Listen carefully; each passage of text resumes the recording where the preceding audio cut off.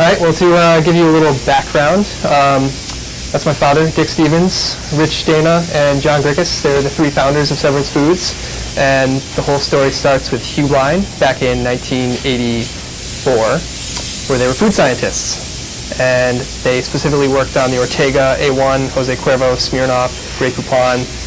HYPE was the parent company of all these guys. So they did quality control, product development, testing during production. Unfortunately, R.J. Reynolds acquired the company in '84 and moved the whole thing out west. So they used their severance pay offered to them by HYPE to buy some of Ortega's old tortilla equipment, which at the time was in Wisconsin. They shipped the tortilla equipment here to Hartford, and they set up with 2 manufacturing lines right next door. And they were doing that for about 4 or 5 years, and then that's when we got involved in retail, and now retail is pretty much all we do. I am the son of Dick Stevens. I've been here about 4 years. Leif Dana and Martha Lucas are the son and daughter of Rich Dana in the middle there. They've both been here for quite a while. Leif is actually now one of the partners. He's been here over 20 years. And David Grickus, the son of John, is also working here. He handles a lot of our quality control and production. So it's definitely still family owned, family operated. We're hoping to keep it that way for the foreseeable future. This is where it all gets started. We have 2 mixers. Each mixer does about 400 pounds to a batch every 30 minutes or so, 25, 30 minutes. And it's basically a simple process of mixing corn flour and water. And then what we really specialize in are like seeds and pre-blends, grains, veggie powders, fruit powders. So we're throwing all this stuff into the dough. So right now it looks like we're doing a relatively plain little corn chip. Stuff is pretty simple. Just corn flour and water. We also use a lot of sweet potato puree. We actually buy a lot of baby food. So it's actually sweet potato baby food from Gerber that we're throwing into our sweet potato chips.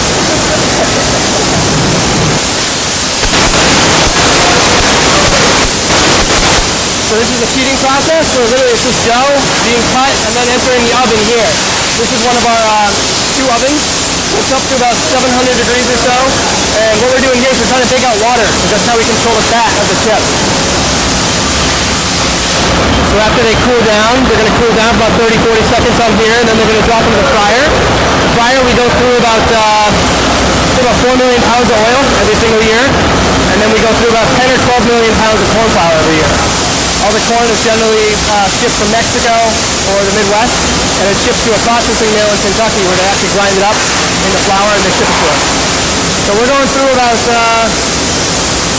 a million pounds, 250,000 pounds a week. It's a lot. It's a lot of corn.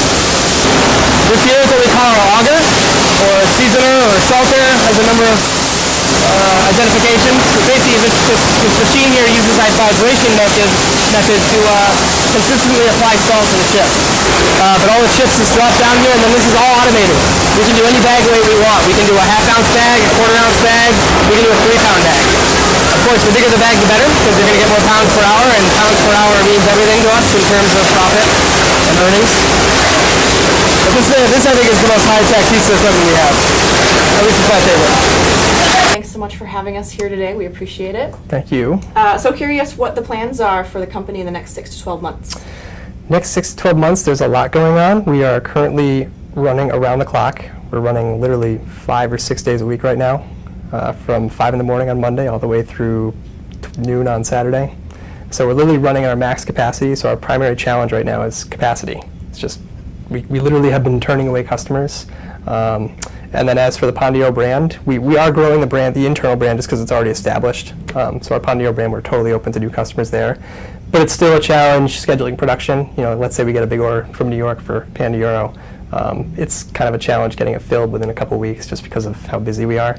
So right now we're working with city and state officials and possibly expanding, hopefully staying within the Hartford city limits.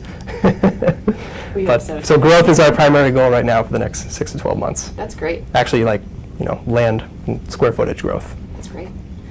So how do you think that the HYPE Award will help you in any way, form in the next 6 to 12 months? Definitely local marketing. I mean, especially even during the event and after the event, the amount of just Twitter and Facebook social media activity that I saw going on was great, because that's the main means by which I'm trying to do local marketing for the brand. I mean, Panda Euro is, we proudly say made in Hartford on the back, and that's really our main marketing point, is that it's local. So an event like that marketing to all the local people. It was right in line with what we're doing. And certainly bringing 4 cases of chips to the event. Yeah, definitely. I couldn't believe the number of people at the event that walked up and were just so psyched. Oh, I've seen these chips before, but I didn't know they were made in Hartford. And that's why I kind of regret. I think on the back of the bag, we say made in Hartford, but it's in like size 2 font, you know. So you may make that a little bigger on the I'm next going to make it a little redesign? bigger on the next redesign, yeah. That's great. Well, great. So thanks for having us. We'll be back in the next 6 months or so to see how you're doing. All right. Hopefully we'll be Maybe twice a as big. New location. Yep. Yeah, that's great. So thanks very much. Thank you.